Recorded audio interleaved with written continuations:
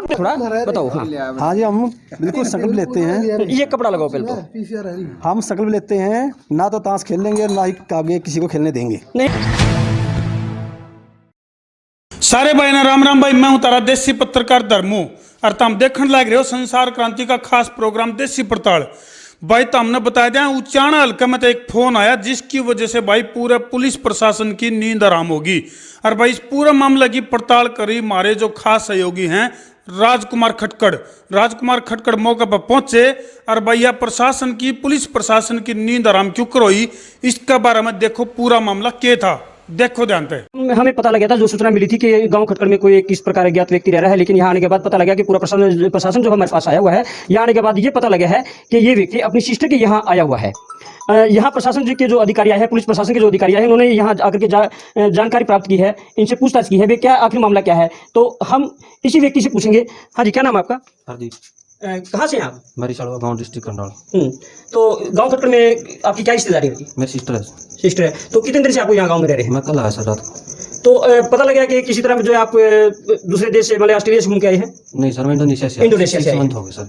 अरे 6 मंथ हो गए सर, इंडोनेशिया से। 6 मंथ हो गए। तो ये जो चर्चा का विषय बना है, इसका कारण क्या रहा? सर गाँव वालों को पता चला होगा कोई आया है बाहर से, हाँ। तो किसी ने बोल दिया होगा पहले ऑस्ट्रेलिया घूम के आया, बाहर घूम के आया, किसी ने कॉल की है, तभी आप आए हो। वैसे तो आता। तो आपका स्वास्थ्य कैसा है? मैं तो नॉर्मल है सर, बिल्कुल अच्छा।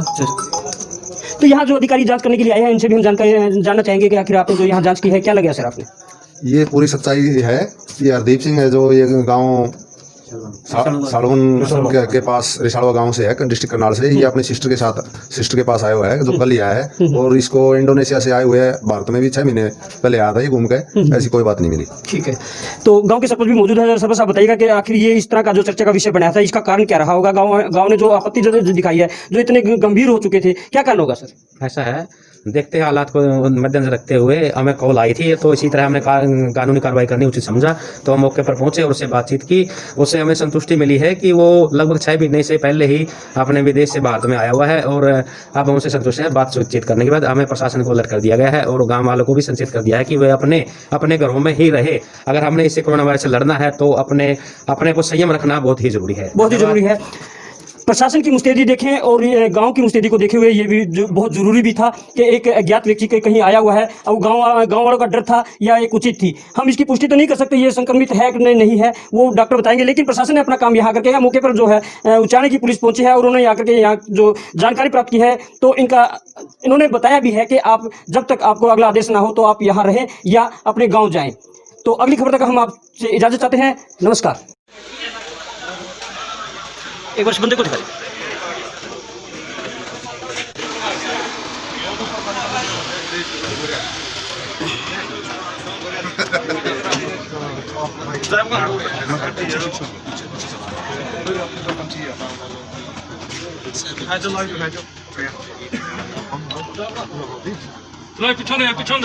पीछे चलो। अच्छा अपनी सेफ्टी क्या नंबर है जी? ये खड़ी चलो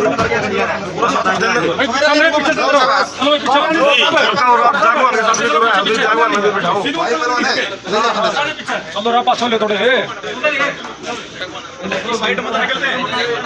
देखिए हम काल रास्ते निकलते सीधी रोड पर। जी आपका रिश्ता है, हम कहते हैं हमें के साथ दोस्तों। हां कर ले जी कुलबीर गड्डी का नाम तो जीन से शिव जीन से नंबर दे जरूर एक मिनट को दे दे। गांव में इस बात पर डाउट है कि बाहर का आदमी आया हुआ है, किसी का रिश्तेदार। गांव में उस पर बीमारी की शक है और वो बाहर निकाला जाए। तो बाहर निकालने का जो एक जिद है वो क्यों है? वो कि बीमारी की वजह से, हाँ कोरोना वायरस की वजह से यूँ बाहर निकाला जाए। गांव में पूरा शक है। क्या लग रहा है आपने? पुलिस प्रशासन आया है, पुलिस प्रशासन ने क्या आश्वासन दिया आपको? कोई आश्वासन नहीं, जो मतलब बात होनी चाहिए हमारे सामने असलियत नहीं आ रही। गांव के लोग चाहते हैं भाई इस आदमी को यहाँ से बाहर निकाला जाए, लेकिन ये इसको निकाल नहीं रहे। तो आपको कैसे डाउट हो रहा है भाई ये आदमी कितने दिन से रह रहा है और कि इसमें अंदर किस तरह का? इसका कल से पता लगा है। अच्छा। और ये ऑस्ट्रेलिया से आया बताया है कुलबीर है। ठीक है। तो उसके ऊपर डाउट हो रहा है भाई ये विदेश से आया है, हो सकता है इसको। तो हम चाहते हैं इसको चेकअप के लिए यहाँ से ले जाया जाए। क्या पहले भी आपने इसको गाँव में देखा था? मैंने जी पहले दिन ही देखा, इसको कल ही देखा है और गांव में डाउट होया है। तो मतलब कि हमने डाउट यूँ है, यूँ यहाँ से बाहर निकलना चाहिए और जो उसका परिवार है इसको साथ के लेकर जाएं। हमने इस बात पर डाउट है और हमारी मतलब यह सख्त कार्रवाई है, मांग है गांव की, हमारी हाथ जोड़ का अपील है सरकार से, ये निकालने जाए यहाँ से। इनको जांच के लिए ठीक है, तो ऐसा है मतलब प्रधानमंत्री की जो अपील है नहीं, हम उस पर अपील मौजूद खड़े हैं, तो उनको निकाला जाए यहाँ से और जल्द से जल्द निकाला जाए यहाँ से। आप खटखड़ गांव के सभी वासियों को सूचित किया जाता है कि जिस बारे में आपको भ्रम था कि हरदीप जो है भगवान का साड़ा गांव खटखड़ में आया हुआ है, ये इंडोनेशिया से करीब 6-7 महीने पहले ही भारत में आया हुआ है। इस प्रकार की कोई दिक्कत नहीं है और ये कल यहाँ अपनी सिस्टर को फेंकने के लिए आया हुआ है। इसके बारे में हमने पूछताछ भी कर ली है और इस प्रकार की कोई बात भी नहीं लगी।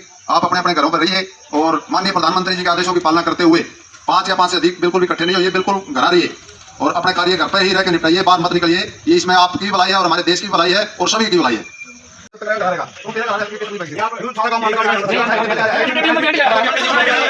मैं हूं राजकुमार सोनी, आप देख रहे हैं हमारा संसार क्रांति। हम जो है गांव गोगड़िया में पहुंचे हैं।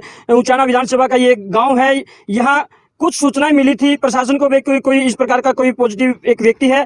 वहाँ यहाँ आकर के पता लगा कि वो व्यक्ति जो है गोगड़िया की अपेक्षा उचाना मंडी में रहता है ना। थाना के जो SHO हैं, प्रभारी हैं, वो बड़ी मुस्तैदी के साथ अपनी ड्यूटी निभा रहे हैं। ड्यूटी तो वैसे अगर हम बात करें पूरे हिंदुस्तान की के डॉक्टर, पत्रकार और पुलिस वाले जो है अपनी जान जोखिम में डाल करके अपनी ड्यूटी को निभा रहे हैं। कि संदेश हमें मिला था कि गोगड़िया गांव में कोई इस प्रकार का कोई पॉजिटिव कोरोना वायरस जो है पॉजिटिव है, आप उसकी छानबीन करने आए हैं, तो क्या जांच में क्या रहा सर? वो रहने वाला गोगड़िया का है, पर उचाना के अंदर रह रहे हैं, वहाँ जाकर पता करूँगा मैं। तो जब गांव वाले ग्राम वासियों ने इस बात की पता चला कि कोरोना वायरस का कोई पॉजिटिव केस के लिए छानबीन करने पुलिस आई है, तो उनकी प्रतिक्रिया क्या रही? उनके अंदर डर था या भय था या आम नॉर्मल जो है लोगों ने आपको जानकारी दी? नहीं, ये अपने मेरे को मैसेज आया था ऊपर से कि भाई ऐसे गोगड़िया का रहने वाला अवश्य है, मतलब उचाना में रहते हैं वो। जी, ये एड्रेस गलत दे दिया। सर प्रशासन को बेवजह परेशान भी किया जाता है। कई बार हमें पता लगता है कि झूठी एक अफवाह जो है प्रशासन को दी जाती है इस प्रकार का, तो उसमें आप प्रशासन किस प्रकार की कार्रवाई करता है? अगर ऐसे आइंदा वार्निंग दे दी है, अगर कोई ऐसी अफवाह देगा, कोई फोन पर देगा या वो देगा, तो उसके खिलाफ कानूनी कार्रवाई की जाएगी। बिल्कुल कानूनी कार्रवाई की जाएगी। प्रशासन के पास इतना समय नहीं होता। अगर आप अपनी कहीं मजाक करता है अपने घर में, अपनी रिश्तेदारी में करे प्रशासन के साथ, इस प्रकार का बेहुदा मजाक बिल्कुल भी नहीं सहन होगा, क्योंकि प्रशासन के पास और बहुत काम होते हैं। और इस संकट की घड़ी में अगर आप देश के साथ खड़े नहीं हो सकते, तो देश से इससे बड़ा गद्दार आपके कोई नहीं होगा। तो हमारे चैनल के माध्यम से हम फिर कहना चाहेंगे कि आप बेवजह प्रशासन को परेशान ना किया जाए। और यही गोगड़िया गांव के सरपंच है, गांव के सरपंच है, सरपंच साहब से मैं जानना चाहूंगा। सरपंच साहब नमस्कार। नमस्कार जी, कैसे हो आप? भैया सरपंच साहब बताइएगा, आज जो प्रशासन की जो गाड़ी आई थी, पुलिस प्रशासन की जो गाड़ी आई थी, क्या लग रहा था, किस प्रकार उनको संदेश गया कि गोगड़िया गाँव में इस प्रकार का कोई पॉजिटिव व्यक्ति है? मैं सबसे पहले तो हमारा जो मीडिया है उनका धन्यवाद करना चाहूँगा कि वो एक पॉजिटिव खबर जो है लगातार देते रहे और इतनी मेहनत कर रहे हो आप लोग।